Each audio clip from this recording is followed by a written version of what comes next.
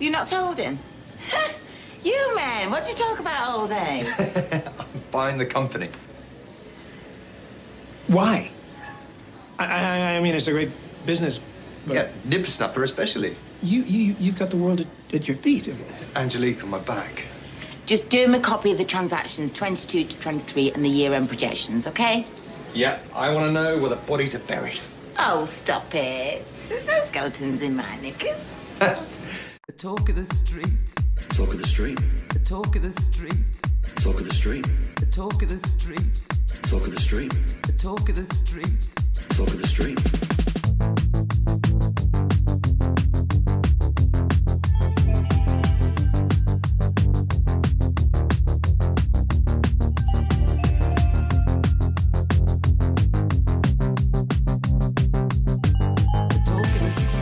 Welcome to episode 257 of The Talk of the Street, an unofficial Coronation Street catch-up podcast that can already tell by the way she slams down an Olympic-sized breakfast that Becca's heart won't be won by American Pie, and she's far too good for Gav. I'm Gavin. And I don't want two dads. I guess it could have been more explicit, and I'm personally glad that it isn't. Don't worry, I've got plenty to say about that later on. Oh, poor wee Harry. Plenty to say about that later on. Plenty to say about that. I only have one dad. Don't we all? Well, I've had 6 stepmothers, and then my mum. Oh. But I've only had... How many of your stepmothers can you name? You've got 10 seconds starting from now. Darla, Ryan, Anita 1, Anita 2, Sheila, right? That was the last one. Oh, was it? You're looking at me for verification here? I don't know. There's one I can't... Oh, well, that was more than... That's 7 then. 'Cause I think that was 6 that you named. I named 5. Did you? Oh, and Pam, although they never actually got married. Oh, that's fun that we do the just kind of be nasty to your dad's part of the podcast. How are you otherwise? These are facts. I'm not passing judgment. I'm just stating a fact. No, I think the fact that we're stating those facts is passing judgment. How are you? I'm great. Yeah, it's been kind of a stressful week. That's a wee bit. Yeah. We still have this smoke, although these are different wildfires. I was reading some of your posts on Facebook and like, you seem to be comparing what was happening here to what was happening in New York. No. And it's not anything like New York out there. Our air quality has been bad longer. It hasn't been as bad, but it has been bad longer because we were first getting smoke from Canada from the wildfires further west. And now we're getting from the wildfires from the east. Because it doesn't look like Blade Runner 2023 outside. Well, no, it would never look like Blade Runner 2023 outside here because we don't live in a big city with smog and other pollution that just gets made worse by smoke. So it'll never look like that here. It would have to be pretty damn apocalyptic. Okay, because it kind of sounds like that's how you were describing it. No. But anyway, that's good. So, that's been stressful. And then... That stressed me in the slightest, but anyway. Well, when I first remarked 2 weeks ago about the fact that we hadn't had blue skies in 2 weeks, you're like, we haven't? Yeah, because I've been sitting at my work staring at a blue sky. Yeah, it's been grey. A little but hazy in the morning, but it gets hazy in the morning. Where I've been, it's been hazy in the afternoon. I noticed it the other day, and it's kind of smelly outside. Yes, it smells like God's been smoking cigars. But then, and that Wednesday, Stella woke up looking like Deadpool. That's right, she's changed into Ryan Reynolds. And quite frankly, I'm for the change. Make some money out of that. Apparently she's allergic to amoxicillin. Who knew? We didn't. We didn't because the kid's never been really sick before. It's the first time she ever caught anything that she needed antibiotics for. So imagine, dear listener, you're 2 days away from the end of school. You've got exams. And you're quite a studious child, and you're quite proud of your grades and stuff. Mm-hmm. And you come down and you look like you've got the plague. And there's no way in the world that you can go into school that day. Oh, she was so distraught. She was. Bless her wee heart. Yes, but by the end of the doctor's appointment, when she got a steroid shot, she was making Barry Bonds jokes, and so all was well. But it was really stressful because, like I said, this kid. When I called the doctor's office, I realized she hadn't been seen since 2020. She hadn't had a physical since 2020 because she's a well kid. Amazingly, she's one of the only 2 of the people who live here who have had COVID. Thank you very much. That's you and her. So she's had COVID. She's had strep once. And then she had a mystery rash like 2 years ago as well. And I think that's it. The kid's never been sick. It's not bad. Not bad at all. You'd take that. You would. Especially with this healthcare system that we have in this country. How have you been? I've been all right. You been all right? Yeah. Eh. Shall we preamble, my dear, then? Yes, please. Give us some of that allergic corrie news. Sure.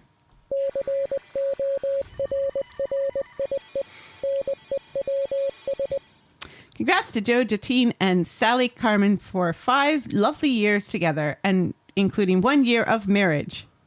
Keep it up, you 2 crazy kids. Oh, so that's interesting. So that was back when we kind of kicked this off then. They were dating back then? Yeah, well, I think it was shortly after she started the show. And then remember, it's 2023. They were supposed to get married in 2020, 3 years ago. And they started dating like 2 years before that in 2018. It was so cute. She like posted like 5 yellow hearts on Insta the other day for it and everything. Moving on. Corrie cleaned up at the Soap Awards. Get it? Cleaned up. Soap Awards. Did they though? With 6 trophies. Yeah, they earned more trophies than anybody else. 6 trophies. Including Best Dramatic Performance, Best Single Episode, Scene of the Year, Best Comedy Performer, Best Newcomer, and Best Family. They won the panel awards, but the ones that were voted by the public, I think all went to EastEnders. Well, and Best Soap, I think, was EastEnders, wasn't it? Best Soap was EastEnders, but nobody else got 6 awards. EastEnders, I think, got 4. Doctors and Doctors got one, yeah. That Doctors got 1. Quite nice to see. And people watched Doctors then. Hollyoaks, I think, got 2. And then the other one that starts with E got 1. The Emmerdale. Yeah, Emmerdale. And that one wasn't broadcast. It was pre-broadcast, that award. It was like weird a special. because the whole award ceremony was on Saturday. Right, and it wasn't broadcast till Tuesday. Right. And there was no embargo on the results. So Right. it kind of spoiled itself for 3 days, and then people had to pretend that they had no idea who had won just to try and get some enjoyment out of it. Well, I didn't watch it this year. I think I watched it last year. But knowing who won kind of spoils it. yeah. Well, watching it gives you the pleasure of being shocked by Charlotte Jordan's actual voice. Well, I'd seen that already because she was in a Netflix kids TV show called Free Reign. Right. And I watched some of that to hear what her voice was in that, and Yeah, I noticed that today. It's not entirely different from her Daisy voice, but it's sufficiently different to be noteworthy. Yeah, people are like, oh, I didn't realize she was so posh in real life. She's kind of posh. Her name's Oh. Charlotte. People call Charlotte are posh. I noticed that on the Netflix earlier today. I was like, who is watching Free Reign? That'll be me. Purely for research purposes, though. You don't like horses. Oh no, I had to skip all the horse stuff. And finally, news we don't really want to be sharing because we wish it didn't exist, but here we are. Sad news. As we hear Corrie legend Julie Goodyear, our bet, has been diagnosed with dementia.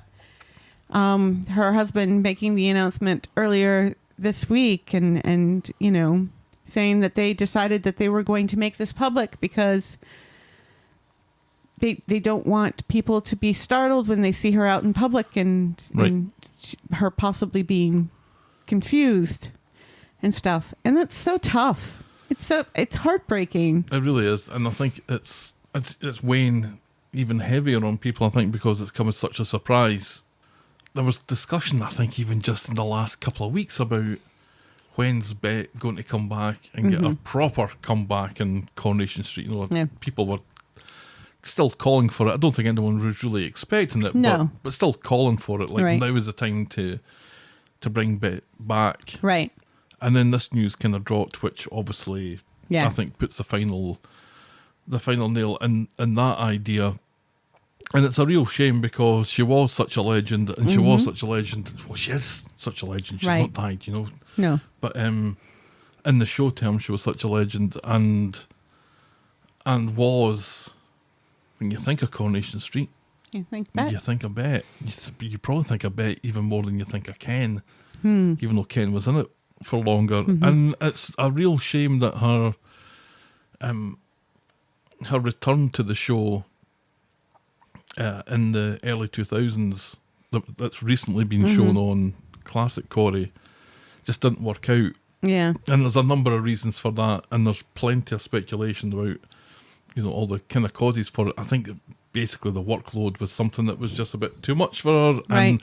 And the show had moved on from the period of time that she was in it. Right. And it's maybe a kind of an example of you can never really go back. Right. Sort of thing. So it's a shame that her swan song on the show wasn't more successful or longer lasting than it was. But what a legacy she has to leave anyway. Yes. Just from her time, and just, you know, providing so many incredible moments. I remember the episode where the rovers caught on fire and she was trapped inside, and I remember sitting as a family watching that as a wee boy and being terrified because Bet Lynch surely can't die in a fire on the show. And this was, I think back when it was only on twice a week, so you had days to wait until the next episode. So yeah, she'll always be Coronation Street for me, and it's a real shame, and a lot of love and well wishes from us to her family. Absolutely. And it's so tough, you know, when something, well, it's tough for anyone, a diagnosis of dementia, but for someone who is in the public eye, it's especially difficult. I mean, you know, when we found out about Bruce Willis and everything, and people were, you know, the paparazzi were still like shouting at him and trying to stick microphones in his face and everything. And it's just... And it's such a cruel disease. It's such a cruel disease for the person who has it and for the loved ones round right, about. the family. Yeah, it's a tough one. Well, yeah, so our hearts and our prayers are with them. Absolutely. And that's Corrie News. Let's see who we have to thank this week on Will Podcast for Coffee. Woohoo!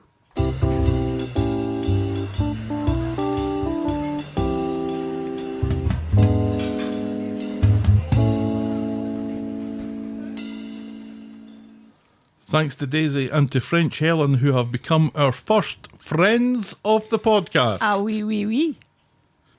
That's just a thank you for French Helen. Merci beaucoup. I wonder why you're skipping over Daisy there.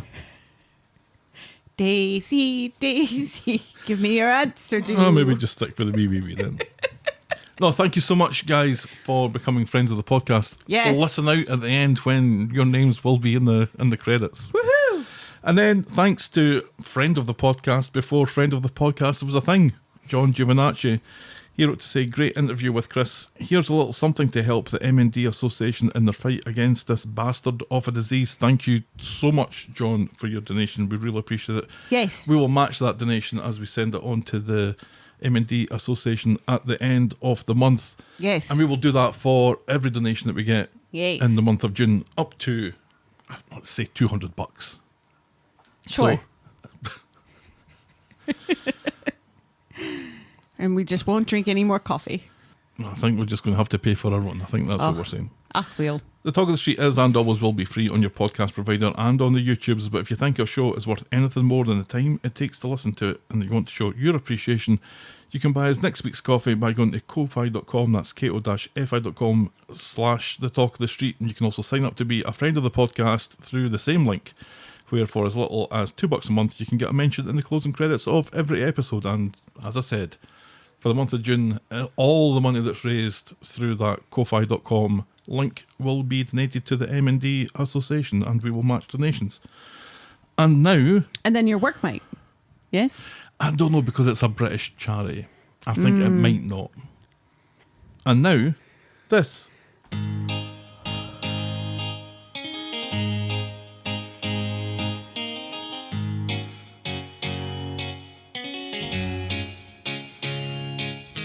Welcome. Oh, welcome to Last Year Tonight with me, John Oliver. Just enough time to quickly talk about a sympathy lasagna. Sympathy lasagna. This is lasagna that you bring to your friend after their loved one dies. And the loved one who died last year was Johnny. Are you even trying? That's right, this was Bernie cooking a meal for Toya after Imran's death. Oh, that's right. I've blocked Imran's death out of my mind. I think there are lots of people in the same boat as you. Yes. I was Gavin, and you didn't think Running Up That Hill is Kate Bush's best song. That's true. It's still true. I'd always preferred the placebo version of it. So there. You were off It's on a your good song. You were off on your first camping trip of the year. I was camp enough. And we'd just been guitar shopping. Which one did we buy that? Oh, no. I got my cigar box guitar. Yes, that came up in my Facebook memories. Yeah, so when you were buying the cigar box guitar, I was buying... Yeah, and keeping it out of tune That for the rest of its life. And torturing it to death. I detune it especially. You were looking to start playing the ukulele. Which reminds me, how's your Spanish coming along? Summer struggles to concentrate and retain information and resorts to extreme measures during her final exam. That's when she started to cheat off poor Addie. Sean introduces George to Frank, but it seems that the two of them went to school together and have an unhappy history. That was Frank the Wank making his debut. Max takes an interest in cooking when his weird flirtatious style on Messenger pays dividends. Kathy is disappointed when Brian's idea of a date night turns out to involve substandard homebrew at the Rovers. Oh, Kathy. I miss Kathy. Me too. Planning a wedding during a house renovation proves too stressful for Fizz, and she looks for alternate accommodation. Under suspicion from her friends and the police, Toya decides to hide out at Cousin Kirsty's. Brian's eyebrow trimming is a job for two. Everything is the Dan's fault, and Ben might be looking for a new job. Our moment of the week was Peter and Leanne chatting about Toya's situation, and our boring moment of the week was Brian checking the temperature in Cornwall. And that was Coronation Street and the Talk of the Street, this time last year. That's still boring. Isn't it? The temperature in Cornwall. We'll take a break and be back with this week's recap. We're back. Shall we dive in, my dear? What was that? I've always wanted to do that. Sure. Now, this is going to be, I think, the last time we do this. Oh, thank God. So, do you want to sing it? No. Do you want to sing along with me? No. Do you know the lyrics? I hate you. Just sing along if you know the words. Just in Stalkings rides again. I don't think anybody even gets the reference that you're trying to make here. One person does. Sophie Cheekbones gets it. And nobody else. Nobody else gets And the so reference long to that as YouTube one guy. person gets it, that YouTube guy. That YouTube guy. A little matter of the lead singer of The Darkness, thank you very much. As long as one person gets it. That's all it needs. In fact, it doesn't even need that. As long as I get it. As long as I get it. I love to give. Anyway, Justin Stalkings rides again, y'all. Which brings us on to this week's Hard Debate. Already? Yep.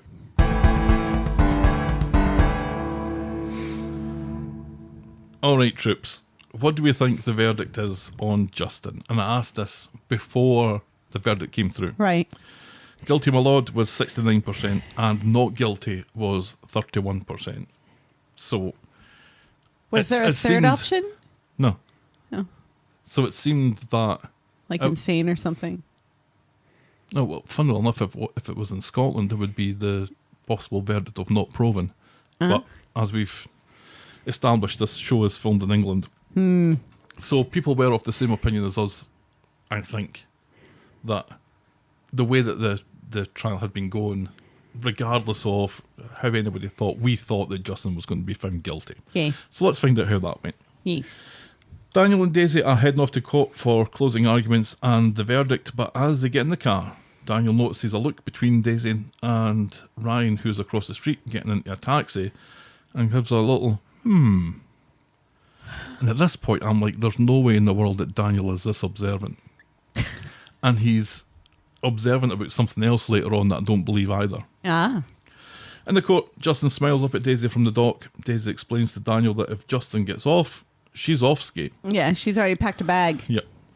The prosecution make their closing argument about the stalking and how inevitable the outcome was thanks to the shitty police, particularly a PC tinker. The jury must surely find Justin guilty as charged. Next up, it's the Scottish defence's turn. The Scottish lawyer makes the case that Daisy is a slag who lifts tail at the drop of a hat. What's more likely, that my creepy client did it, or Ryan did it? You must find the defendant not guilty. So the jury goes out to deliberate, and Daniel and Daisy go to Nina's rolls, and he brings up that look that the super observant Daniel had spotted. He asks if there's something going on that he doesn't know about. There's plenty going on that he doesn't know about. Well, yeah. But Daisy tells him it's the crystal thing that's beginning to weigh heavy on her. Crystal is the only thing keeping Ryan going right now. Isn't that the point, says Daniel.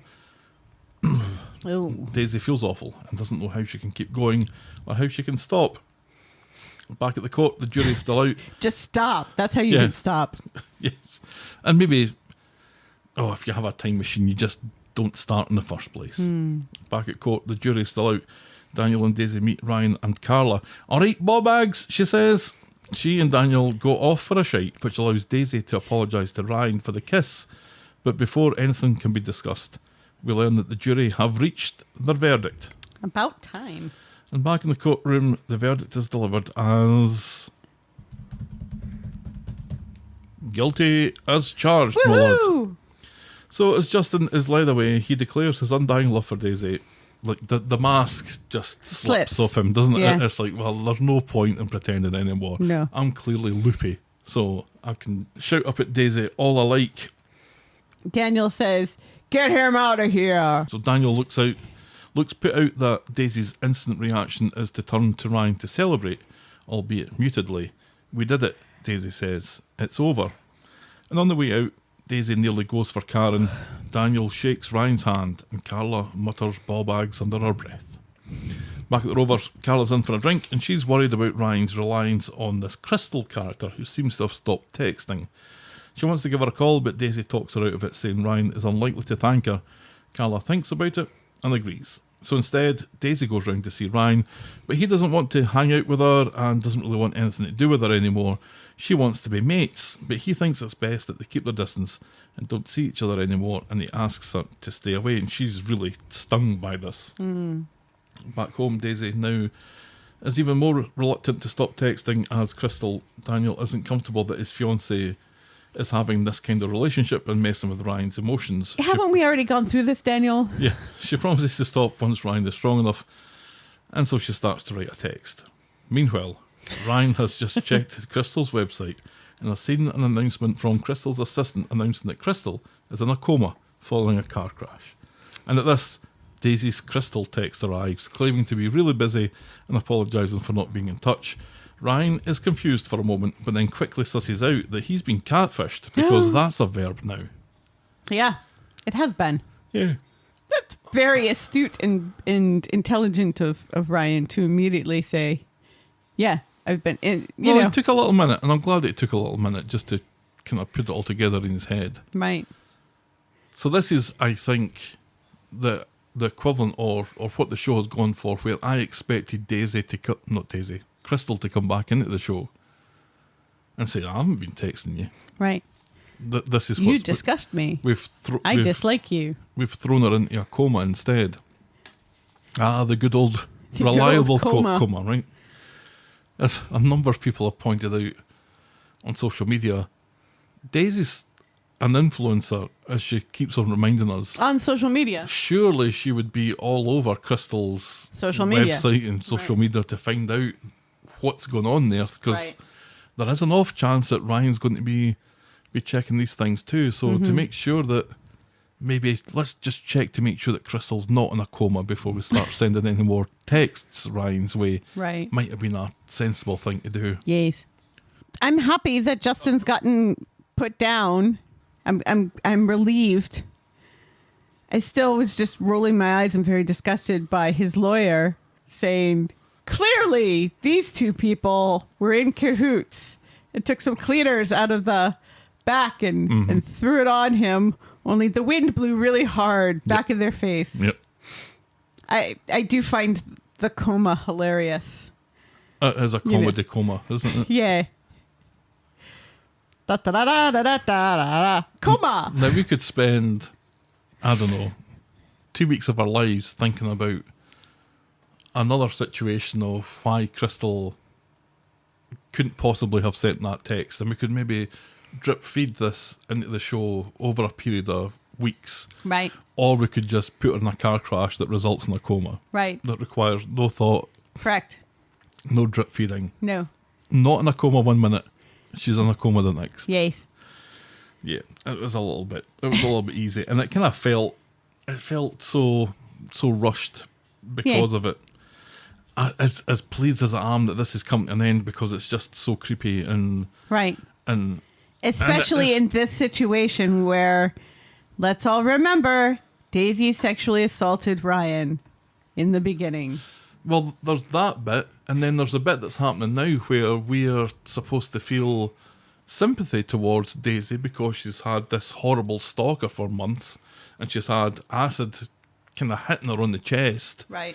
She's not got out of this whole thing unscathed, and we're rightly expected to be sympathetic to her. And then she does this where she's catfishing Ryan, and would you call it catfishing if her intentions are what they are? Is that still, is catfishing, does that just mean impersonating somebody? Or does it have to be a romantic overture attached to it? Let's all remember, Ryan has definitely attached a romantic overture to this, and Daisy is not unaware of that. She knows this, right? Yes. Right. So, yeah, I would call it catfishing, even if the intentions are good, because it's creepy as fuck. Yeah, so there's the thing that we don't feel sympathy towards her for. Right, yeah. So having those two things kind of going head to head with each other, it does make it really difficult to figure out how you're supposed to feel about this, because one way is really sympathetic and one way isn't. Yeah. Yeah, it's kind of like what we'll be talking about later on when it comes to Sarah,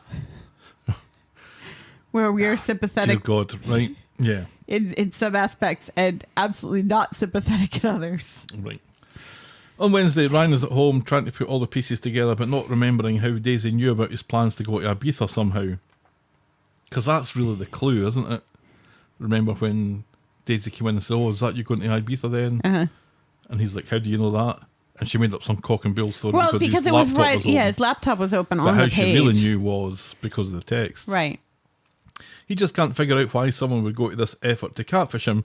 And as he talks about it, he realises what an idiot he's been, because he hasn't spoken to her. No. She never answers the phone. Right.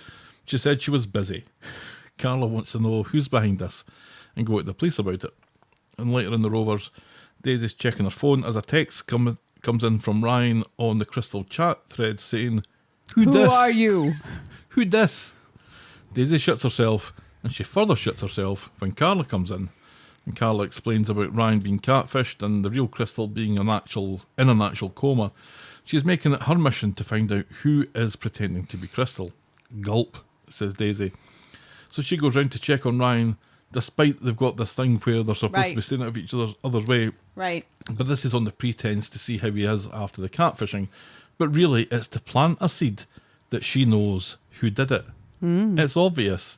It's Justin and Karen in an attempt to get information out of him for the trial. None of this makes sense. Well- And it makes no sense to Ryan either. But Daisy says this is Justin's MO, who, let's remember, went out with her mum. Ryan seems to come round to the suggestion. Daisy tells him, look, the best thing that you can do here is just draw a line under it and move on. So later, Carla and Ryan are talking about this theory. Carla wants to go to the police, but Ryan isn't sure this is even illegal. And besides, he's had a belly full of it and feels like a mug. He'd rather just forget it. After all, how could someone like Crystal be interested in him? And he goes to delete her number from his phone, but then seems to hang off. I thought he deleted it. No, his thumb just hovered over the delete button and he never really committed to it. It's an interesting point though. Is it illegal? Probably not. Pretending to be somebody, you're not trying to con them out of money or anything. I guess there's instances where maybe that's true. Right. Yeah. I mean, there are thousands of incidences. I mean, this is essentially what catfishing is for conning money out of people. So that is definitely illegal, but just pretending to be someone to make someone feel better, I don't know if that's necessarily illegal. I would say that's a gray area. I mean, if stalking is not illegal. I was just about to say, if the police aren't interested, if PC Tinker isn't interested in the stalking thing, He wasn't the only one. he's not even going to understand what this is. I mean, remember the other creepy cop who started following Daisy immediately afterwards? Yep. Creepy Subscribed AF. to her Instagram or whatever, wasn't it? Right. On Friday, at number 1, Daisy is doing a personality test in this month's Hiya magazine to determine whether she's a manipulative bitch or not. The results are conclusive. It was hilarious. Are you a horrible person? Can you imagine that being a real quiz? Are you a It'd be- whore? Yes or no? Are you Are you a a bitch? horrible Yes or no? Are you a horrible person? Yes or no? Imagine needing a quiz to figure out whether or not you're a horrible person. Right. This looked very scientific. Just yes, no answers. If you have 7 or more yeses, you are a horrible person. Mm-hmm. Do you donate to charity? Are you kind to animals? No, Right. I am not kind to animals. No, I do not donate to charity. Yes, I have been indicted on 38 counts. Was it 38 now? It is 38 now. Excellent. The results are conclusive. Daniel thinks blaming Justin Karen for the catfishing was a brilliant idea. Where does Daniel leave his morals at the end of the day, do you think? With his penis. I don't think that these are helping his penis any. I think this is... He casts his morals aside when it comes to the person he is having sexual intercourse with. Now, I'm going to say something that might shock you, Helen. I don't like Daniel. What? And he has been an absolute prick this week. He's a prick here with his stance on blaming Justin and Karen so Daisy gets away with it. Right. Which is... It's just icky. I mean, the whole thing is icky, but Yeah. then blaming other people for it who... Well, who granted, you're they gonna are get- horrible. Who are horrible people. But just so you look better is icky. And he has the... when Daisy's opening up to him and saying that Ryan is coming to rely on Crystal and all that sort of thing, he's like, well, isn't that the point? I was like, ugh. Yeah, remember when he was so offended by this whole thing? Right? He wants to keep getting his whole... That one's just for But you, again, Dan. I don't think that's helping him because he's just coming across as being a Well, bit of a shitbag. It is because it's in support of the person he wants to have sex with. I don't know if she sees it that way. Anyway, Daisy feels dirty about it, and not in a good way. So she goes to see Ryan, again after them promising to stay away from each other. That staying away from each other thing is clearly working well. Ryan seems to have gotten over the catfish thing and has learned that Crystal is out of the coma. Well, thank God for that. Ryan again reminds Daisy that it's best if they stay away from each other. Well, if that's what you want, says Daisy. Yes, that's what I want, and I have communicated this to you several times, says Ryan. And that's as far as we get with that this week.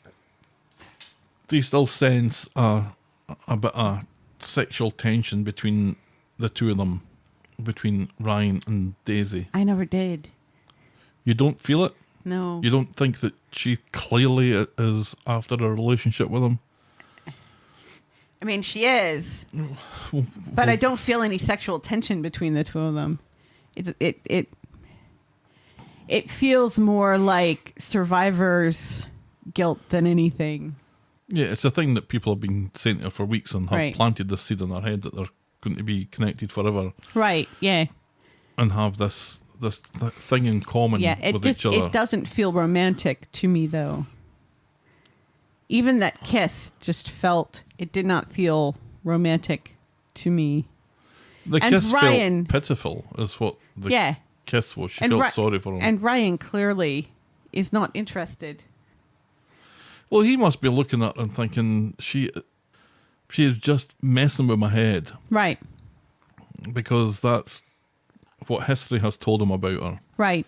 And seeing that happen now and having that kiss now just to confuse matters, he seems to be taking the only course of action that is good for his health more than anything else, which is just to try and distance himself from her as much as he can. But on Monday they agreed to stay off each other's way, and they didn't do that on Wednesday, and they didn't do that on Friday. Right, but that wasn't Ryan, working. that was her. Yeah, absolutely. And again, it feels more led by the psychology of it all as opposed to, the oxytocin of it all, so to speak. I don't know that Carla's going to let this go as easily as Ryan has, but I don't know where she even begins to try and track this down. Right. I mean, where do you start? You could go to the police, but you don't really have anything apart from some text from an old number, which I guess could be quite easily tracked back to Daisy. Yeah, but are we really going to put police resources on that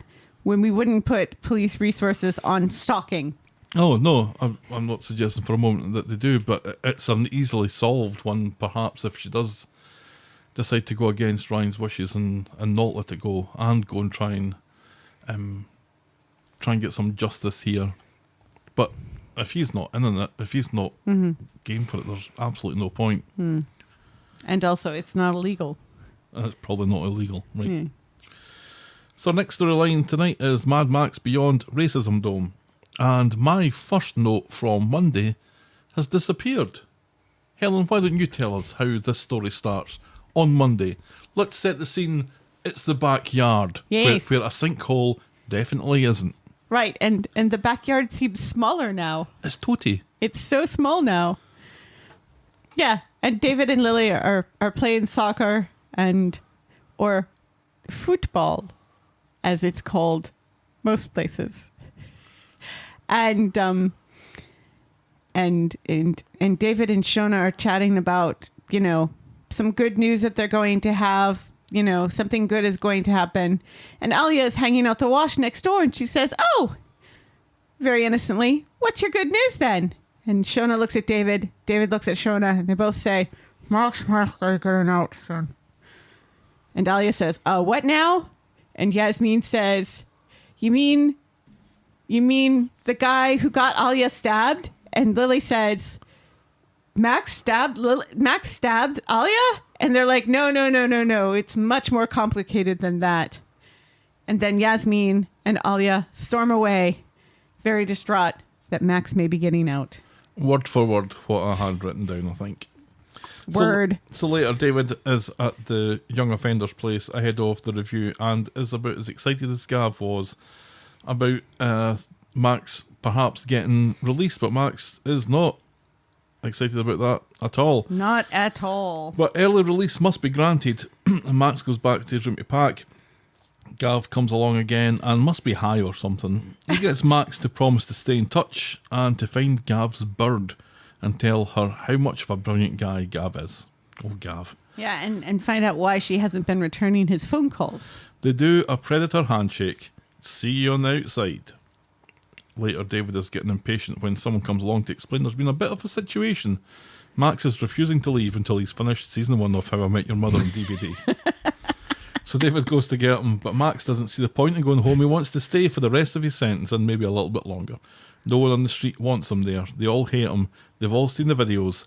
He wants to move somewhere where no one knows him. Yeah, well, you can't, says David. Now, move your arse.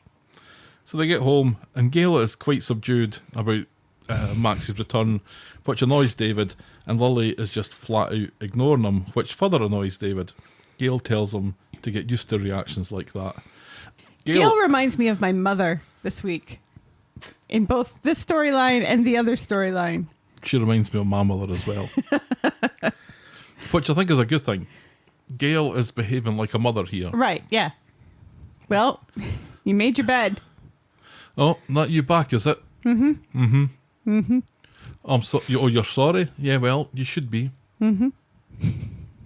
Now, Gail would still do anything for this boy. Absolutely.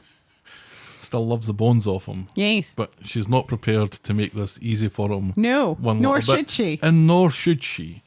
And finally, in this story and in a story later on, we get a version of Gail here who's like an actual proper human being. Right, and not a walking Kirk with a wig.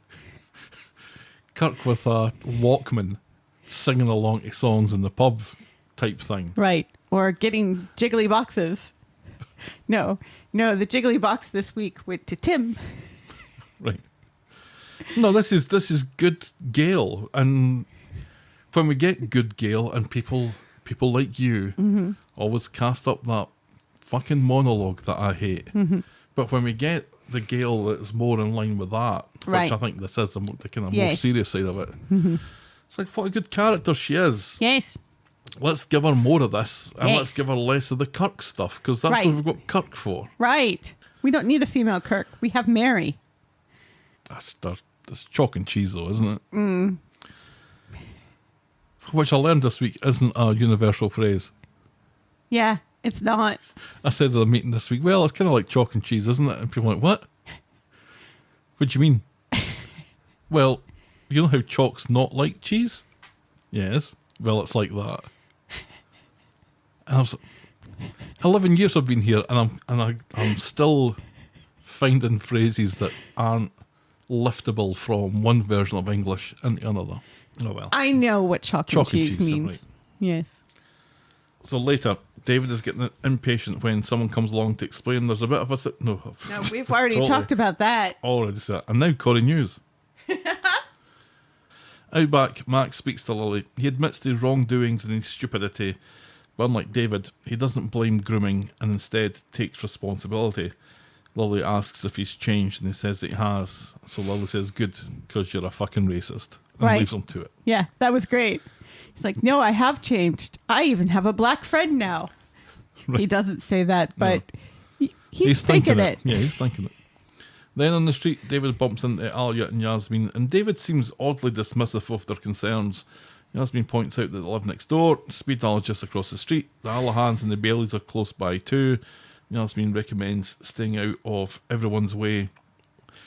David is, I guess, a bit of a typical parent here as well. Maybe a different typical parent from Gail, but he's so excited about having Max back and is elated about it. Right. And that he can't... doesn't appreciate that not everybody is going to feel like that. Right. So he's bobbing along quite happy, making jokes and stuff, and everyone else is like, you just need to read the fucking room here, pal. Yeah. And he does that again on Wednesday when at number 8 Max has been fitted with an electronic tag. David thinks it's hilarious and cracks jokes. Max confirms to the police officer that he understands the conditions, that he's not allowed out of the house at night or within 50 yards of Speed Dial that's right across the street. But the first thing he does is he goes out and he heads over to Speed Dial, where he hands a letter over to a delivery guy and asks him to give it to Alia. And later, Alia gets a letter and is less than impressed when she reads it. Yasmin sees that she's upset. Alia explains it's from Max, and he's sorry for everything that happened. Too right he's sorry, says Alia, and she storms off. And she hammers on number 8's door. Max is heading home anyway and sees her, and Alia makes it abundantly clear that she doesn't forgive him or his racist mates, and she never will forgive him.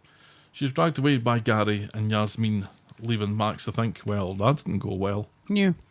And later Gary finds Max in the community garden and they have a chat. Max insists that he really is sorry, and if he could change the past he would.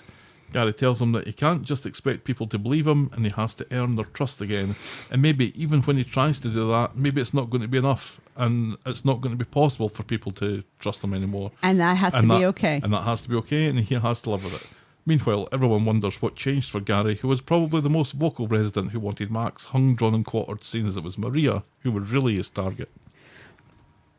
Maybe Gary sees a little bit of himself in Max. Right, yes. Oh. Because Gary has actually killed. It was hilarious when he's like, well, you know, I've done some bad things in my time. And Max is like, oh, really, what? Yep. And he's like, never mind all that. And for a second, I misremembered and thought that it was Gary who had knocked David out. But it was David who knocked Gary out. Yeah. So, because at first I was like, well, for one, I knocked your dad out. But it was like, no. The dad knocked Gary out. God, remember when that happened? Mm-hmm. That was a long time ago. It was a long time ago. Now, Alia's reaction here, does this fly in the face of what she said to Max when she went to visit him in prison? Because remember, oh God, do you remember that Alia was pressurised into all the males on Right. the show formed an orderly line. To tell Alia she had to make Max feel better about himself. Yeah, Max isn't feeling good about this, so you should go to the young offenders and talk him round and tell him that you forgive him and all that sort of stuff. And she went and she told him, it's not that I don't forgive you, Max. It's just that I don't care. Right. And she gave him a very good speech, I think, about how he's had everything given to him, handed to him on a plate, more Right. or less, apart from the whole mother getting stabbed and all that stuff. Right, yeah. But you've been brought up in a A loving family who home. loves you, who will do anything for you, and all the people that have told you that you know, that they wanted to do right back, well, maybe you should have listened to them. Yeah. And then she left them to it. But the version of Alia that we're seeing here is one where she really hasn't dealt with it. It sounded like when she met him, she'd had, this was her dealing with it. Now, but it didn't feel like she has dealt with it to that extent. here's No. here's the thing. It's one thing. It feels like she felt like she had drawn a line under it when she did that Right. with him in Young Offenders. And she had told him, I don't care about your forgiveness and you being sorry and everything. And also she did that at the Young Offenders with lots of guards around in a secure location. She was not expecting him to get out as soon as he did. I think that has really jarred her. And that's okay. And I think that's why she reacted the way she did, is because she was not prepared. She was not given time to prepare herself for him to get out early, which is kind of inexcusable of the justice system not to, give her a heads up. Oh, by the way, this kid that endangered your life is possibly getting out of Yeah. jail soon, And he did get 6 months, and he did plead guilty, and he kept his nose clean. Right. So getting out 3 months later is entirely in keeping with expectations. But the fact that they haven't told her of that, Right. and they haven't even explained this as being a possibility, is probably, yeah. That's the big difference there. Because I was thinking that maybe from Max's point of view, he thinks that she's angry at him, maybe, but not scared of him. Right.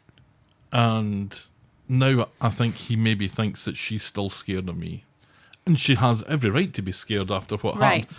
She explains in another storyline that we'll get to Right. that she said, I was stabbed and I was blown up. Right. And that's starting to feel a little bit like a punchline. It's a Right. punchline that we've kind of... We've made that punchline. We've joked about the fact that she's lived it and she's making the same punchline, but it's true. She had a really bad month that month. Right. Yeah. And it also kind of feels like him getting out has kind of given her a reckoning moment as well. As if she hasn't really dealt with it as well as she thought she had. Yes. She thought that she had put it behind her. But then again, remember when they were going to defend that guy who stabbed someone? And so,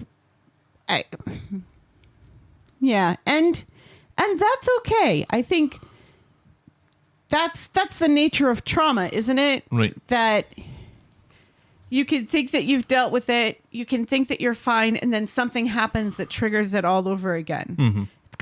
It's kind of like grief that way. Yes. So I feel like this is completely believable and in line with Alia. Now, being a man who has sorted a woman's problem, Gary goes to speed dial and tells Alia that she doesn't need to worry anymore. Max won't be bothering her again, thanks to things that I've said. Later, Max is on his way home and on the phone to Gav, who wants to know if he's tracked down his bird yet. Yeah, Max, I think you can expect these calls on a daily basis now. I think Gav is that sort of character. But Max has to cut the call short because the pigs are outside number 8. Uh-oh. Are you here for me? He asks. Well, they're no fucking here for me, says Gail. Turns out the tag either bleeped when he was close to speed dial or Alia's grassed him up.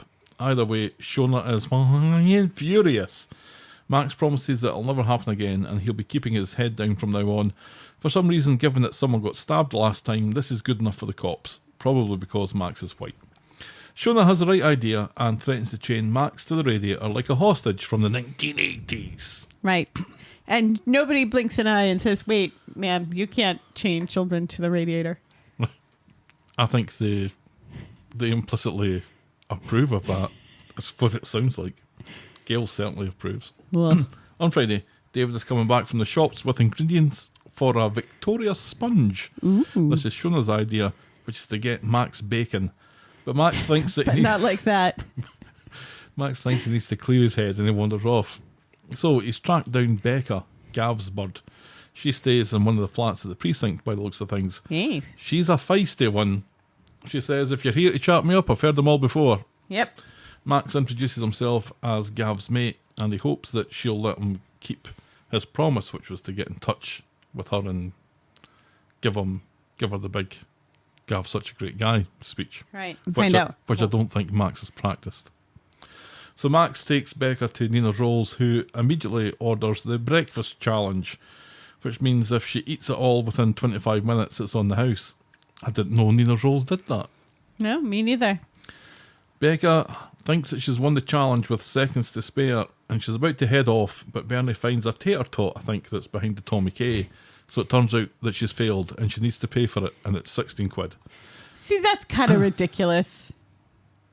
That's kind of... There is she no ate all restaurant, the other stuff. There is no restaurant that would say that that wasn't completed. Yeah. Because if word got out that you weren't paying out when they hadn't eaten a single tater tot that Right. had fallen off the plate that you Right. didn't know about, yeah, that's Bernie being Bernie. shenanigans there. I think that would definitely be shenanigans called on that. Yeah. Nina would have given it to them. Yep. And Roy. So Bernie wants the 16 quid.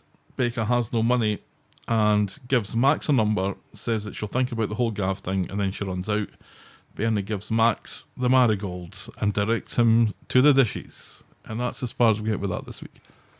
And that was fun. What do you think of Becca? I like her. I like her too. I like her a lot. I think. She's another one who seems to think that Max is gay. Well, remember, even Gav said, girlfriend? Girlfriend? Boyfriend? Yep. Boyfriend? I can't remember what Becca said, but it was something along those lines. It was Yeah, it was she or he. Mm-hmm. Yeah, sort of thing. And, I mean, fair enough. That's what the kids are like these days, isn't it? Because it's like, I've never felt so old. what else? Whichever way you swing, I'm just going to cover all my bases. Sure. Kids don't like to assume these things anymore. And neither should they. Happy Pride, everyone. Happy Pat Robertson is dead. Burning in hell as we speak. We got a comment that I just noticed tonight. Somebody saying, "Oh, fuck off with that unnecessary bloody pride shite. Uh-huh. Go back in the closet, little man. Right. It's fine. It's there for a month. Get Right. used to it." Yeah. Yeah. It's fine. Get over nobody's forcing you to be gay. Nobody's forcing you to watch anything gay or do anything gay or see anything gay. It's just a rainbow on your Twitter feed. Shut up. Right. Later on in the year, it'll be pink for Breast Cancer Month. Right. So what, right? Right. But yeah, as much of an ally as I possibly can be, it's still when the kids are talking about how nobody's straight at their high school and Right. stuff. It's like, this is so different from my experience as a kid. And talking about the difference between asexual and aromantic and all these other like side things and specificities and stuff. It's like, okay, explain this to me as if I'm stupid. What's the difference? Oh, okay, that's the difference. All right. You know, God bless them. God bless the kids. The kids are all right. Absolutely.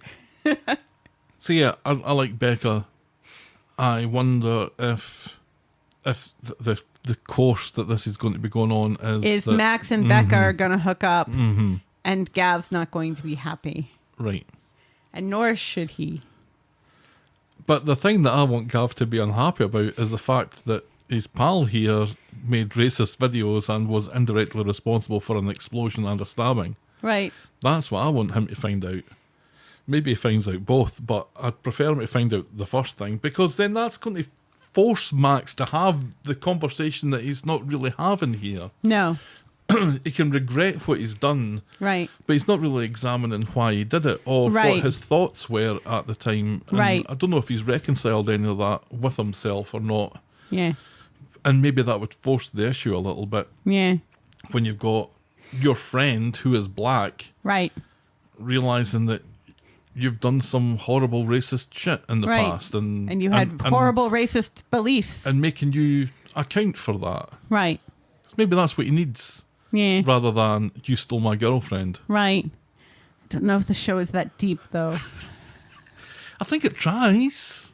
Yeah, it tries, but it doesn't dig too deep. Again, let's remember in the previous storyline that we talked about, there is yet to be a reckoning of the fact that Daisy sexually assaulted Ryan, and there never will be. It's going as close to doing that as I think it possibly can. Right. Because to go any further is to really build on what Daisy said when she said, I'm not that person anymore. Right. No shit, you're not that person anymore. No. Let's examine how you're not that person anymore. Yeah, but if they don't have that reckoning, they're not going to understand why nobody's okay with the Daisy Ryan getting back together thing. Because nobody's okay with that. No, I would much rather she sticks with Daniel. Right. As unhappy as that would make me. Or just become single. Right. That would be... Move to a nunnery. That would be the preferable way. Get these to a nunnery. Right. Moving on then to our next storyline is Freddie's Noots. Just a few scenes from this on Monday.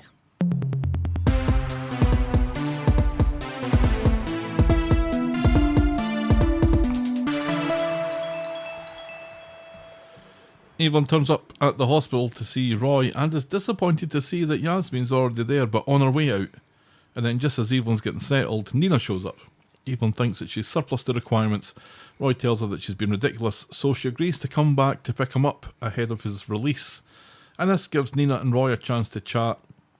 They have actually a really lovely conversation where Nina is no stranger to hospitals and stuff, and she's lost her loved ones, and Roy is really the only family that she has left, and Right. she's obviously worried about that. And talking about her dad's illness and how he kept it from her for the longest time. And so she really didn't have an awful lot of time to prepare for it and everything. But then he says that he's got a good few miles left in him. Yes. And he's not going anywhere yet, which Nor is something should he. that he has no control over. Later, Evelyn turns up after Nina has gone. Roy asks a favour for Evelyn about Freddie and wonders if she'll look after the dog until he's better. She thinks this is a bloody liberty. Fine, says Roy. I'll ask Yasmin. No, it's fine, I said, says Evelyn.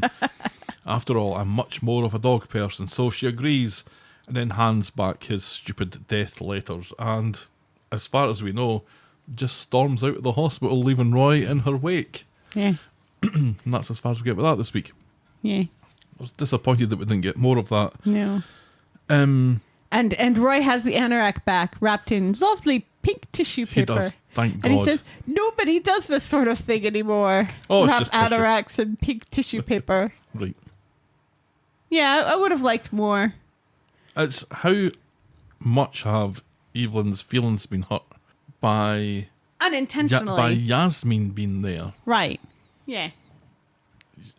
Your feelings don't need to earn the hurt that they feel. Right. But there really is no reason for Evelyn to feel upset about this, is there? No. She As feels you so said- put out to have to share Roy with anyone. As you said last week, Yasmin is perfectly happy with Stu, so Right. there's no threat coming from there. Stu, who's pixelated Noots. I unfortunately had to see in Ted Lasso. Did you see them unpixelated? No. Okay. No, they were pixelated on the Ted Lasso, but still, Stu in shorts, Stu in shorts, Now, Stu's knees. that has happened to me in the past. Playing soccer in goal, diving to save a penalty, and I had a little bit of a wardrobe malfunction. Yeah, it happens to the best of us. And Stu. And me. So there's no real reason for her to be jealous about this. Yeah, she's also kind of put out by Nina showing up, like, oh, gotta, That was the weird one. So it's she's jealous of she just everyone that's she in just Roy's life. wants to have Roy to herself as much as possible, which I can understand. I'd rather Roy had the people that he has in his life Right, than just Evelyn. right, because just Evelyn's not enough. But I think what the letters have got us to a point where she knows how he feels now. He doesn't Yeah. know that she knows how Right. he feels, but he knows how he feels. Yes. And he feels that she is a wonderfully warm and kind-hearted friend. Right. Somebody that you definitely want to have on your On your side. corner, yeah. But she hides it behind this facade of Right. being nasty and grumpy and Right. ill-tempered and Yeah. a bit of an ice maiden. Yes. And he kind of says, you're going back to being that Right. this week, which she absolutely was. He point blank tells her she's rude. Right. So maybe there has been a little progression, albeit very, very slightly, where their understanding of each other is maybe refined just a little bit. Let's move on to Tim's mum about the house.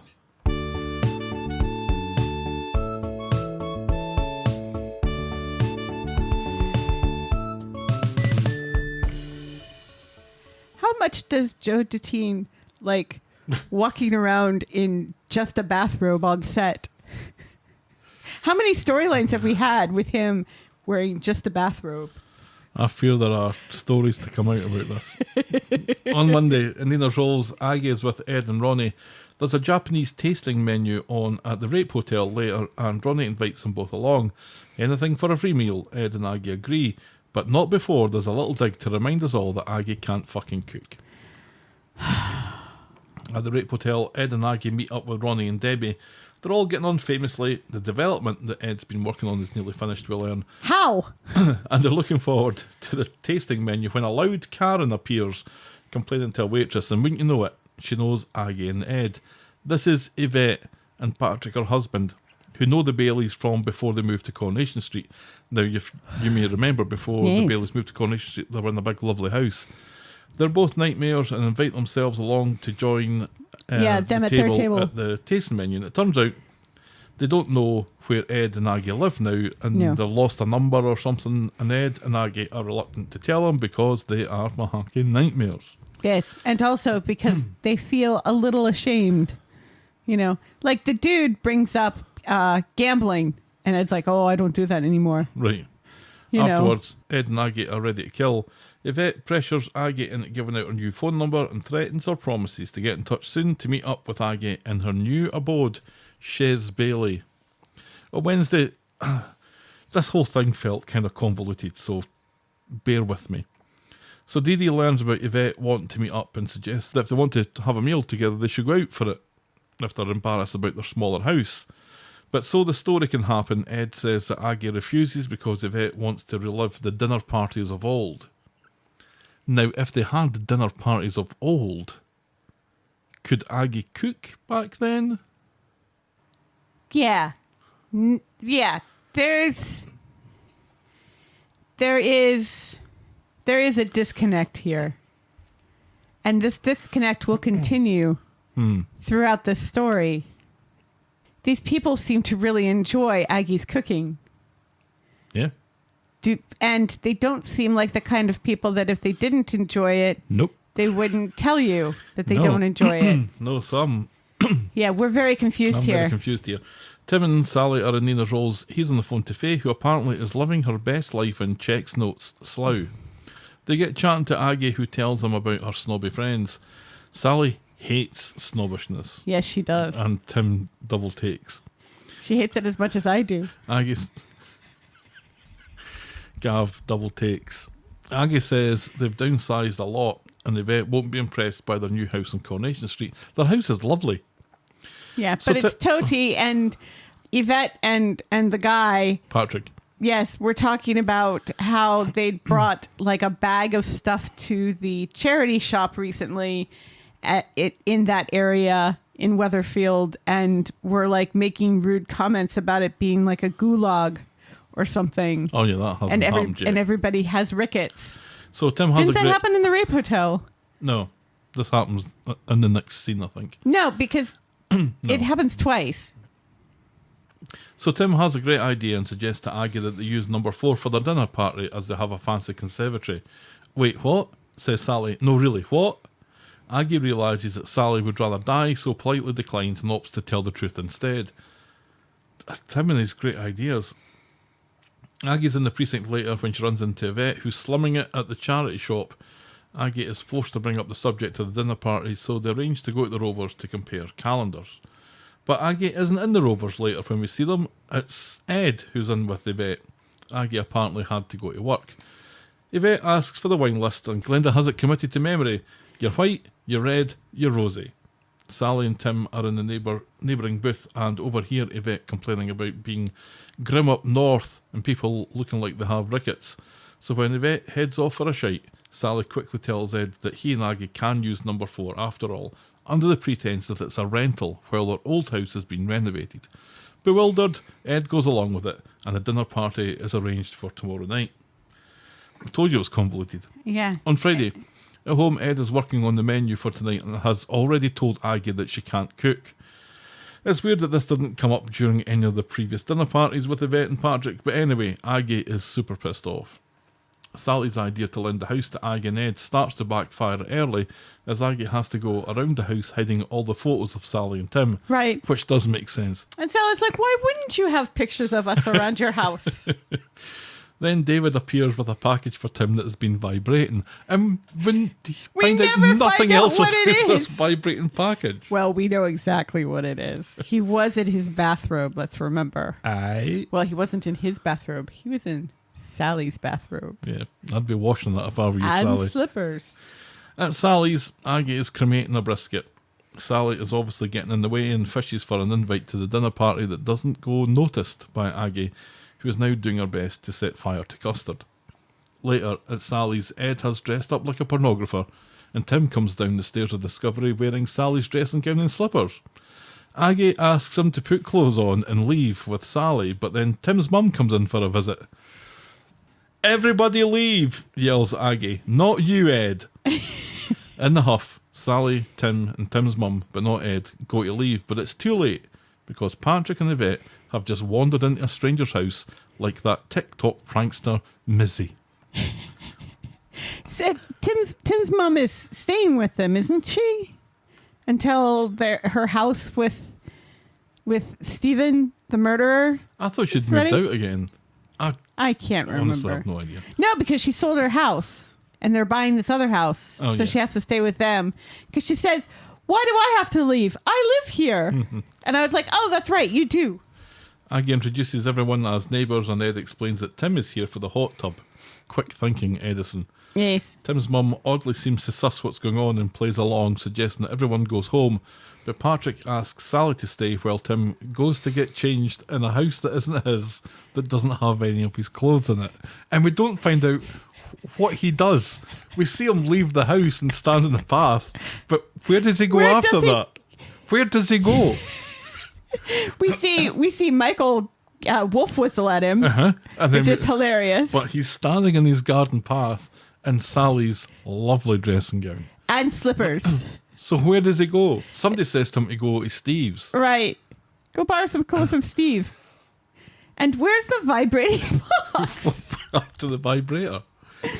Sally seems to be quite taken with Patrick and Yvette and the opportunity to brag about her own house as a third-person viewer. The dinner party is continuing for some reason. Ed can't hide that he has no idea where anything is, but he knows the brisket is ready from the smoke that's coming out of the oven. Sally, meanwhile, is making such a big deal about the house that Yvette thinks that she's on commission. Regardless of how the evening is going, Yvette would find something to passively aggressively complain about, one would assume. Yes. So the two of them finally leave and make arrangements to meet tomorrow at the bistro for a charity auction that Yvette has organised. Isn't that funny that Yvette hasn't been anywhere near Ed and Aggie apparently for years, but all of a sudden she's at the charity shop and then she's going to be at the bistro on Monday. Right. Yeah. This makes me think that they themselves have hit hard times as well. Charity shop, right enough. And are living in the precinct. Oh, maybe. That would be good. Which would be falling even farther. Yes, I would like that. So, she looks forward to hearing more about Aggie's new house. Sally fucks off to the pub, telling Aggie that she'll be back once they've finished cleaning up. And that's Right. as far as we get with that this She's week. like, and if that stove don't shine like the top of the Chrysler building. This was a fun storyline. It was. I like when they remember the Baileys exist. A little bit of farce. We're remembering that Tim and Aggie have a friendship. Yes. That was nice. That was nice to remember that it's still a Yes. thing. That Yes. that Tim, upon hearing that Aggie's not in the best of moods, will ask her what's wrong. Right. And is there something that I can help you with? And then that's figure out a nice. solution to Aggie's problem. And not check with Sally first. Right. And then we have Arabella Weir playing Yvette, who I think most people in the UK have been a fan of for a number of years. She was in the Fast Show, is I think where I first saw her. She's a great comedy actress. I thought she was fantastic in this as a character who was like, but not entirely like, Phil with two L's mum. Yes. Along those lines, but enough of a difference, I think. Right. Yeah. Yeah, because she's got a man. Mimi. Yes, Mimi. What has happened to Mimi and also Phil with two L's? Phil with two L's and his mum. Phil with two L's, please come back and mud wrestle with Tyrone some more. Naked. Tim's got a vibrator this time. Just think of the fun you can have. And likes to walk around in women's dressing gowns. You're mixing that concrete up like nobody's business. No, this Only was in my dreams.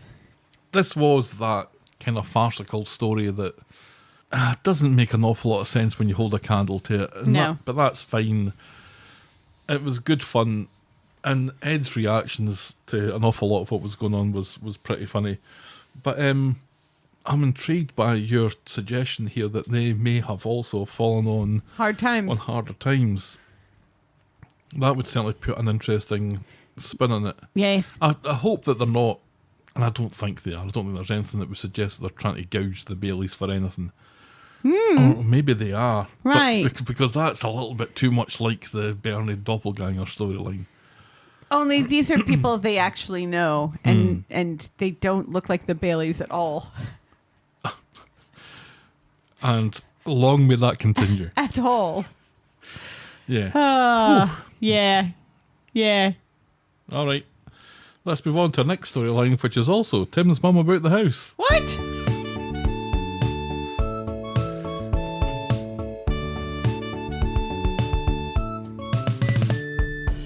yeah, she does show up in the storyline, doesn't she? You know the rule. On Friday, at the factory, Stephen is having problems arranging movers for his big flit to wherever it is he and Tim's mum are moving to. Izzy makes a wonderful suggestion of getting the Knicker people to do it in a works van. Just genius. Carla comes into the factory and demands a meeting with Stephen, but in a nice, demanding kind of way. You know, I hate Stephen. I hate him. You I do? hate that character. I want him to die. I love his relationship with Izzy. I love this because this is not the first time. No, this is maybe the third or fourth time. Yeah, and I love that. That I love. Yes. Carla The killing, not so much. Carla, it's a shame that he's going to eventually get caught. Right. Because the relationship between the two of them is something that could be developed and It's delightful. to the point where it's gone on for so long that you don't even remark upon it. But then at one moment you think, why are those two friends? But it just makes sense. It does. It does. I he love really it. values her opinion and Right. is Because she gives it to him straight and she doesn't try to lick his boots like everybody else does. she gives it to him straight like a pear cider that's made from 100% pears. Yes. Carla has decided that she's up to her tits in factory pish, and so she's decided to sell up, and the 50%ers have agreed to her selling. She says her mental health has to come first, and she needs a fresh start. But don't worry, she has a buyer lined up and everything, but she doesn't say who it is. And to be fair, Stephen doesn't ask. Michael and Stephen hit the rovers. Michael is sure he's going to end up getting sacked when the new boss comes in. Stephen tells him not to shit his breeks just yet. Self-doubt will kill him before any new boss does. He calls Michael his rising star, who's responsible for making the business attractive. As they chat, Stephen gets a text confirmation that his premiums on Tim's mum's life insurance are starting to get deducted. Stephen takes Tim's mum into Near's roles to sweet talk her into remortgaging a house they haven't yet moved into to buy a knicker factory. Tim's mum is a hard no. Yes, she is. Thank goodness. Thank goodness. What a dreadful idea. Yeah.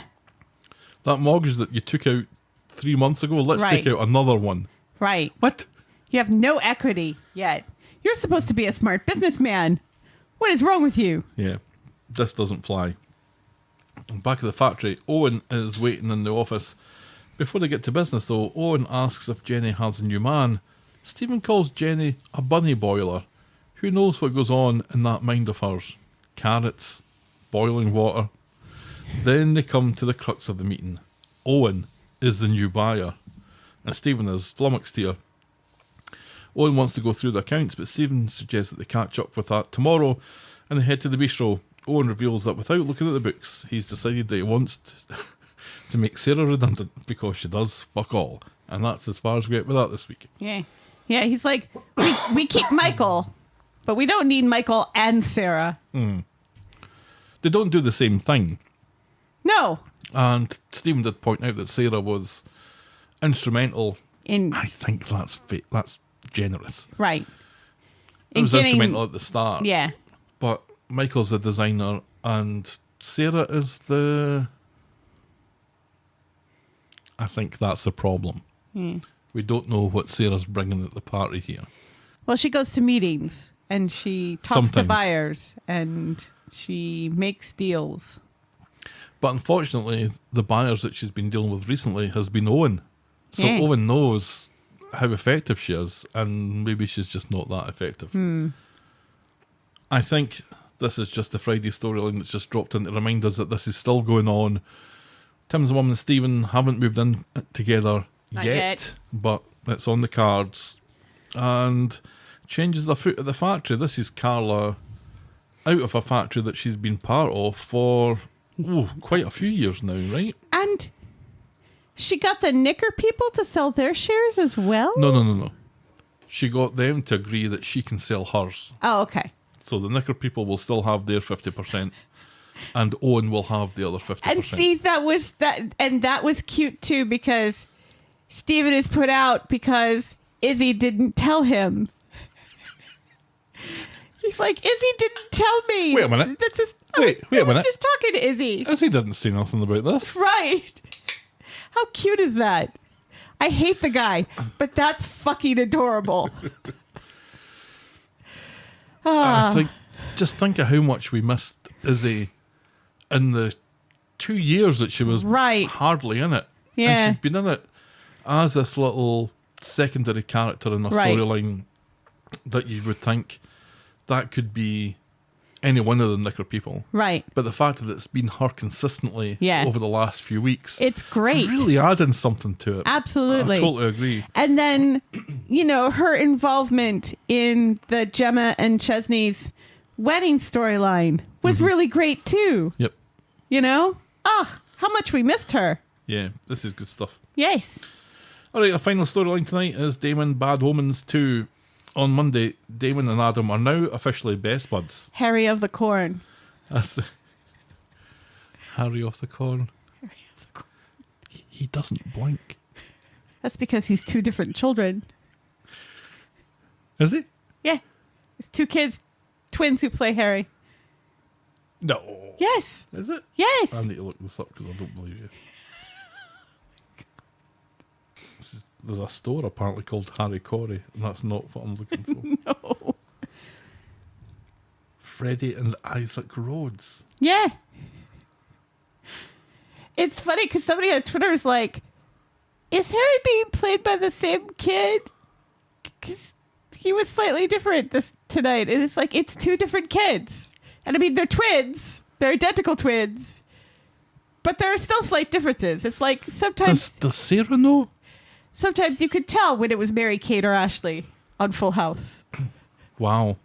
I had no idea. It's fooled me, Yeah. which admittedly isn't something to write home about, but it absolutely fooled me. It's funny because I don't have anything to say about the wee boy acting. He's cute and Yeah. he's a wee boy, or Right. they're wee boys. Right. And they have just the cutest curly hair. And they just get a couple of lines and they're enjoying themselves. Oh, God. And, I so love it. cute. So cute, especially this week. But neither one of those children grew up in Manchester. That's No. all I'm saying.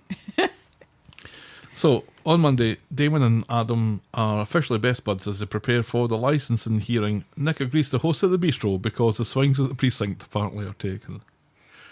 We've got to have the hearing for the licensing somewhere. Right. So, Might as well have it in the place where licensing is going to happen. as opposed to like the council offices. Right. Damon promises to turn on the charm, but he admits to being a bit concerned about his past coming up to haunt him. Adam promises to have Damon's back and can do the talking if need be. At the bistro, the panel do have concerns about Damon and his family's dodgy past, and Damon gets flustered, so Adam speaks up, points out that Damon has never been charged with anything, he's not his brother, he's a changed man, plus the late licence is a good thing for the local economy. Right.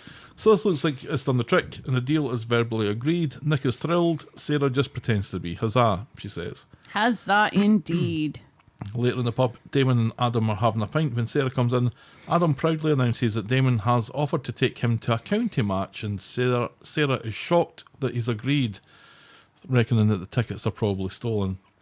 When Adam nips off for a shite, she reminds Damon that he promised to back off and stay out of their lives.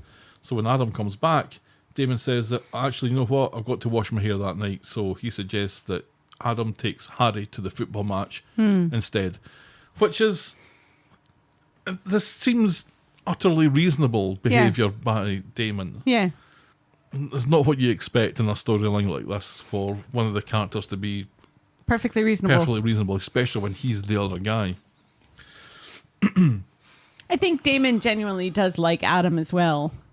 Yes. The whole cuckolding of him is not personal. Right. It's just that he really likes Sarah in that leather skirt. Right. On Wednesday in the morning, Adam has been told late about a meeting that Alia hasn't told him about, so he's going to have to dinghy Harry again in the football match. So he heads God, off to he work. dingies that kid so much. I know. And Why does that kid love him so much? Sarah is already looking pissed at this, so she heads to Nina Rolls and hands over the tickets to Shona to be used with Lily. Damon is there talking with Leanne, and he overhears that Adam has a meeting tonight, so we'll be out and about all day. Ooh. In the law office, Sarah shows up to have lunch with Adam, but he's out with a client. Alia announces that she's fucked up again, and the meeting that he has tonight is with a different client, and she can't get a hold of Adam to tell him. Sarah is furious. Alia apologises. Getting stabbed and blown up has affected her organisational skills somewhat. Yes. And remember, Sarah, whose nephew is responsible for me getting stabbed and Yes. blown up. On the street, she bumps into Todd and they catch up, which allows him Which is nice. Which is, well, it just allows him to mention that he's still unlucky in love and is still looking for that one special non-Scottish person to make him feel alive. Yeah, tell me about it, says Sarah. Back home, Damon pops round to thank Adam for the late license success, but Sarah doesn't know where Adam is or when he'll be back, so Damon offers to stay to keep her vagina company.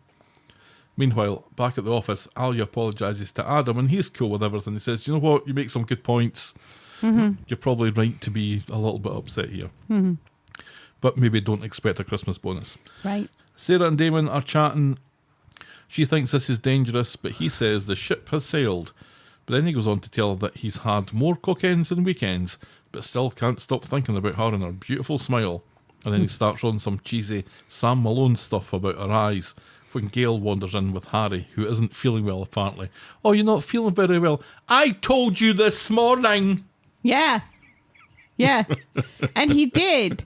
He did. He did. You know, because we had this whole thing where Sarah says to Adam, oh, he says he's feeling poorly, but I think he just wants to knock off school. And I'm like, he's in like what? Preschool? Kindergarten? Kids that age love school. Kids that age want to go to school. Yeah, it's painting. It's making a mess. Right. He's not of the age to want to fuck off school. Bad parenting. Which gets worse later. He is seemingly 7. I don't think he's 7. He's born in 2016. You're not saying an awful lot here. Yes, but I'm looking at you. Am I being unreasonable? In a certain way. Are those wee boys? How old are those wee boys? You still have their actor page up? Because those wee boys are not 7 years old. It doesn't say how old they are. But they've been playing Harry since 2017. Right, and he was like a baby in 2017. He was a baby. He was like little. He's being carried around. Remember when they got married and he was so cute? And we're like, oh, Harry can walk now. Yeah. Good times. Good times. Gail is suspicious of what's going on and why Sarah isn't at work. Sarah says she has to go in later for a meeting, and Damon explains that he's there to thank Adam. Chinny chin, scratch my chin, says Gail, and she offers to come back later to look after Harry while Sarah goes to work. She leaves, and immediately Sarah and Damon are all over each other, no tongues, which is seen by Harry in his jammies. Later, Sarah fucks off to work, and Gail is watching Harry draw a picture of Mummy kissing a man. That's Mummy, asks Gail. Yes, oh, kissing a man, fancy that. That'll be Adam then. No, another man, yells No, Harry. that's the other man. Gail doesn't need Harry to yell anything else and has worked it all out. Sarah gets back later and Gail wastes no time in showing her Harry's picture of her getting her hole off another bloke. Chance would be a fine thing, says Sarah. A fine thing indeed, shouts Harry from his room. Gail asks Sarah not to lie, and Sarah comes Soft clean. play indeed, Mummy. Says it's got out of hand, and she's already slept with him.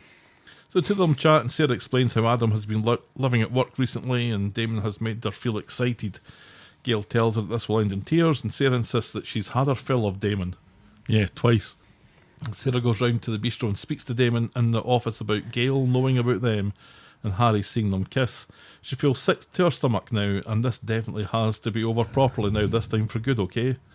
Damon wants to make a go of it though, but Sarah tearfully tells him to stay away, and as she leaves, she's seen by Leanne on her way in, and Leanne does an impression of that dramatic gopher.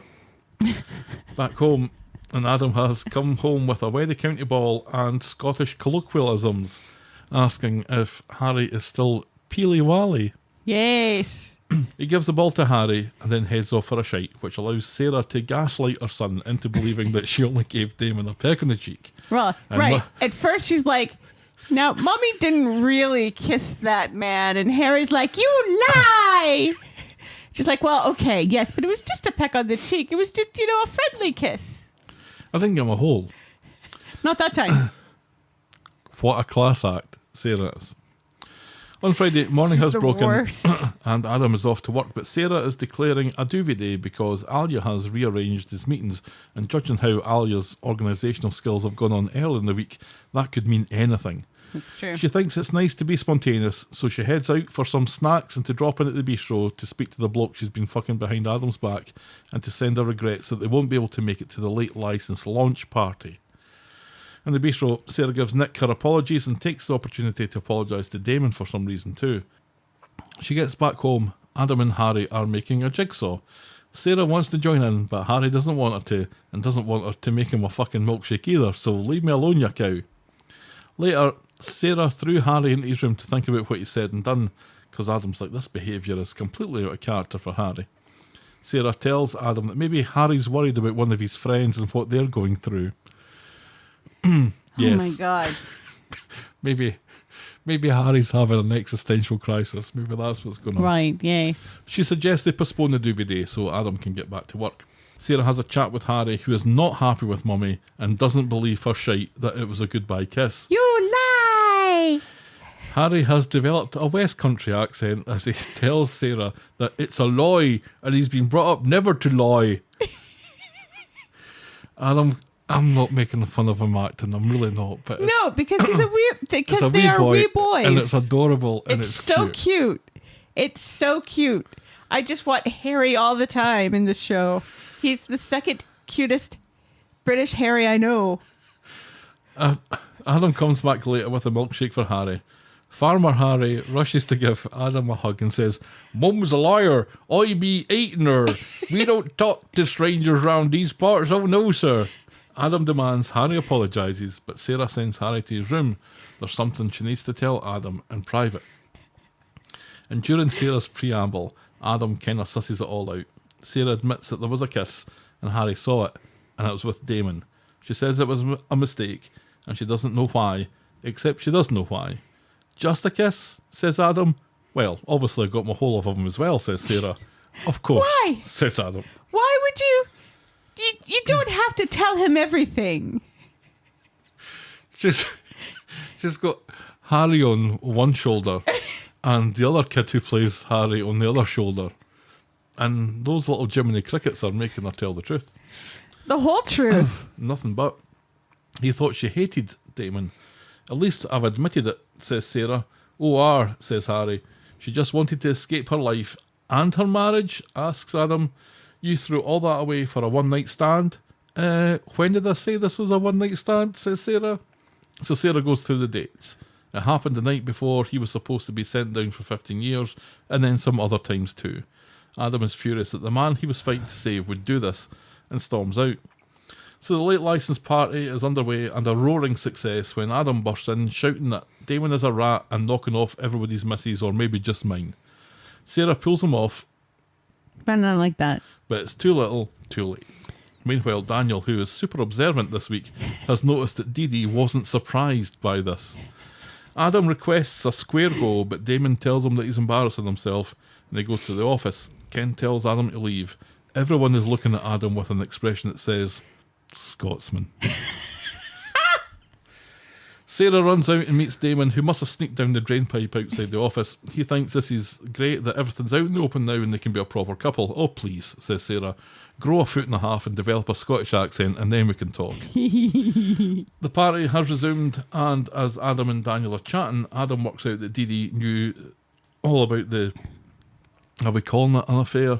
Right. So he sacks her on the spot, thinking that she was in cahoots with Sarah. Right. Yeah, that she was like giving them time, and everything, when that's exactly the opposite of what she was doing. Poor Dee Dee. Right. This is the second secret that she's had to keep that has And backfired she in got her shit off face. Bernie for the first one. Right. He refuses to take life advice from a woman who comes to work in odd shoes. "That was a one-time thing," cries Dee Dee, and she storms out. And I'm quite surprised by the way they've done that, because they made it look like what Adam was saying was, "I'm not taking any life advice off a woman. Right. Yeah. Full stop." Right. But it wasn't that. No. But they made it look like that was what it was going to be. But no, a woman who comes to work in odd shoes, and that is so Dee Dee. Except Is it it isn't. though? Except it isn't She anymore. is so, and She is so meticulous in the way she dresses. She's such a fashion icon. You know, she's ditzy in other things, but I don't imagine she would ever wear odd shoes. Maybe just that one time then. Yes. Adam has calmed down by the time he comes home, but he's still not a happy chappy. And he's drunk off his ass. Is he? He said he's been He said drinking. he's been drinking. She apologises again and hopes they can work through it. Like we did with Lydia? No, like we did with Carla. Yeah. Harry the Grass comes out of the bedroom and insists that they all group hug. Right. But later, Which is so cute. Adam has packed a bag and hands over his wedding ring. What do you want me to do with that? Asks Sarah. He says that she's not the woman that he married, and he walks out. And that's how we end this week's episodes. Yeah. I don't think Dee Dee's sacked come Monday. I think Dee Dee's gets her job back. Right, yeah, because Adam can't run that place by himself and Alia. And we need Dee Dee to be Right. a lawyer. Yes. We need that to still be a thing, I Yes. think, don't we? I really loved the scene in the Bailey's house when Ed comes back and Dee Dee and Michael are on the couch. What is Michael wearing on He's his wearing head? a do-rag. I don't know what that is. Is that And his hair? It's like they finally hired actual black people in the costuming department of the show. Is that what that is? Yeah. I don't think I've ever seen anything like that before. I was bewildered by it. What is it? It's like a hat Yeah, it's or a cap right. Yeah. or a bandana thing or something. Well, it's. I don't know if I'm the right person to explain to you what a do-rag is. I will Google it. I will Google it later. Yes. Yes. Some may say I should have Googled it beforehand. Right, but yes. There we go. Black people's hair and white people's hair are different. And so they require different things for maintenance. And now you can Google it. I think this reminds me of a John Oliver thing. Maybe I'll watch that again. Maybe. This So many Baileys this week. I enjoyed that so much. So many episodes. So much of all four of the Baileys who are still on the show. and they were good in it all. And it was all good. Yep. And nobody mentioned racism. Not once. Not once. Well, no. I lie. Yasmin kind of implies it by throwing the Baileys in with her and Alia and the Alhans. In you know, there are people with melanin in their skin who live on the street, and they shouldn't have to live with Max. Right. Anyway, this storyline. Yes. We said a few times, and I think I'm more firm in this opinion now than I have been even previously, but this is the sort of storyline that I want to see. Yeah. A good old-fashioned infidelity Yes. storyline that's going to presumably have a pregnancy at some point Right. cropping up because Who's the daddy? you can't not have a Who's the Daddy storyline Right. when Sarah and Adam have been trying for a kid. Right. Yeah. You can't not do that. You have to have that element to the storyline. I'm very interested in how many times this week Damon says that he wished he had been a better father. You're no kidding. You were an absolute horror and a shit to Jacob. And then, like, as soon as he was gone, you pulled a 180 and started being friends with children, Yeah. which is still weird and still sus. Yeah, this is what soap operas need. And isn't it? it's interesting when More of this, less when floating Sarah's talking guns. about why she did it.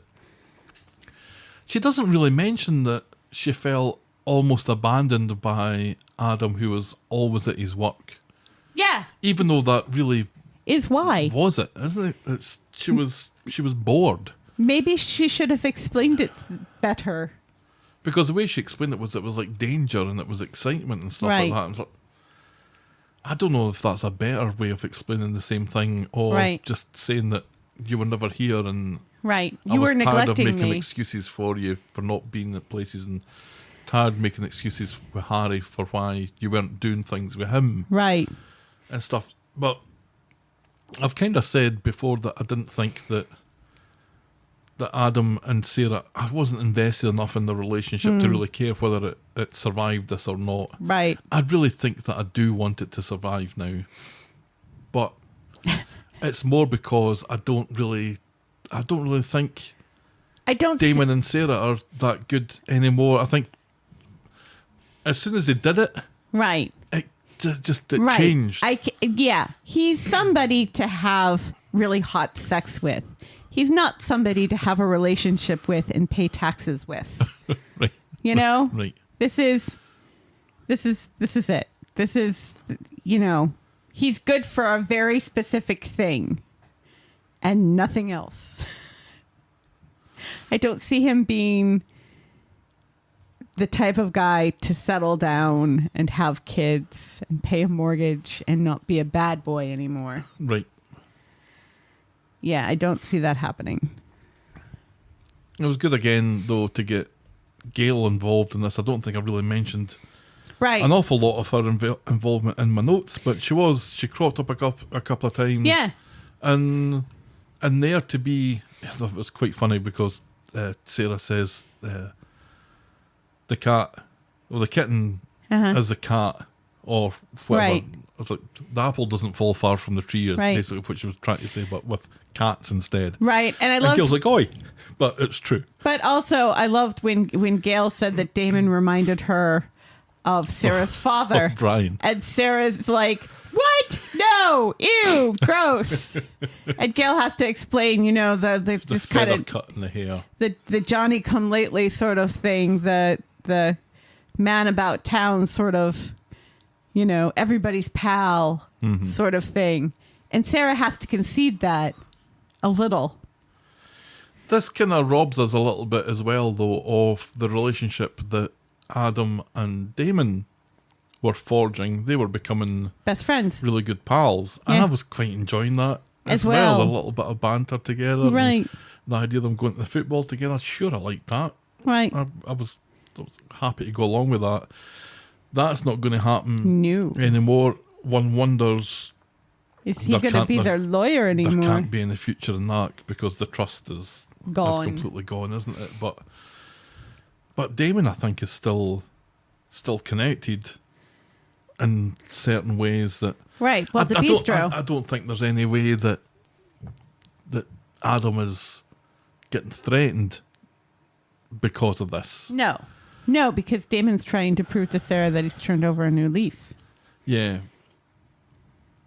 But Adam is privy to things that Damon would maybe prefer no one to be privy to now. And is maybe not bound by client attorney privilege anymore. Although I think it probably is. Well, but, yeah, it would have to be. But yeah, it's a little shame that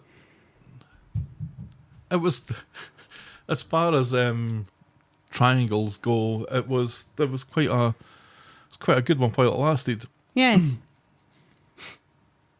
Yes. Oh, well. Agreed. Does this set up a potential for Adam and Dee Dee, maybe? It's weird that Dee Dee's been in the show for this long and they haven't paired her up with someone.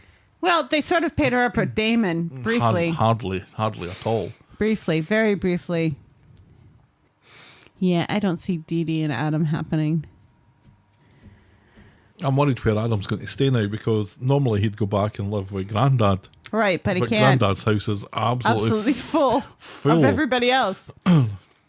There's like 8 different surnames in that house now. Oh well. Well, maybe when Daisy and Daniel break up, maybe Daniel and Dee Dee will become a thing. Oh God, no. Dandy. Oh no. Oh, No. and Zidane left because that's the relationship I wanted was Zidane and Dee Dee. Because there were Dee Dee's some... far too good for them. Right. Dee Dee's far too good for all of them. Right. Yeah. Yeah. And therein lies the problem. Right. But she and Zidane did have some chemistry there in the beginning. Yeah, a little bit. Anyway, that was the week that was Coronation Street. Yes. Helen, tell me, what was your moment of the week? I don't want to give it to Roy again. Is it Timiny's dressing gown? I was going to say, yeah, it's Tim in his dressing gown. It absolutely is Tim in his dressing gown, just standing there outside going, what the hell do I do now? I think so. Yeah, that's absolutely the moment of the week. I've been And I'm unable not, to- I'm not ashamed to say it. I've been unable to get it out of my head since it happened. There were just so many questions. That's how it Moment of the week. Moment of the week. Boring moment of the week.